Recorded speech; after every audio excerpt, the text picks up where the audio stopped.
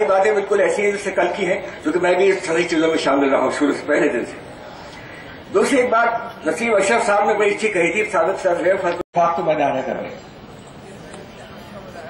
एक साहब ने यह भी कहा था कि दुकानें खोल दी हैं लोगों ने इस माइनॉरिटी करेक्टर के सिलसिले में, और उन्होंने इन दुकानों की मुखालफत में जाके सम्मेलन के बाद देखिए, जहां तक मैं समझता हूं ये एक कानूनी पहलू है। हमारे संविधान के अंदर भी जो अल्पसंख्यक हैं उनको अधिकार दिया गया है उनकी जो शैक्षिक संस्थाएं हैं उनको बनाने का और चलाने का। और मैं समझता हूं कि जो अलीगढ़ मुस्लिम यूनिवर्सिटी है या जामिया मिल्लिया इस्लामिया है, इन दोनों ही यूनिवर्सिटी को ये जो हमारे संविधान का आर्टिकल 30 है उसका प्रोटेक्शन मिला हुआ है, और इसी की बात का इंटरप्रिटेशन सुप्रीम कोर्ट को करना है। और हमें उम्मीद है कि सुप्रीम कोर्ट पूरा फैसला एएमयू के हक में देगा और जामिया के हक में देगा।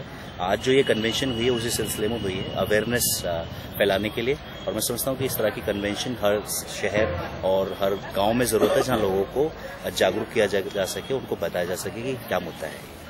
Thank you. और क्या है, किस तरह तैयारी चल रही है आगे जो है कोर्ट? देखिए, वो तो सुप्रीम कोर्ट में केस जो है सुप्रीम कोर्ट में पेंडिंग है, उसी की तैयारियां सब चल रही हैं।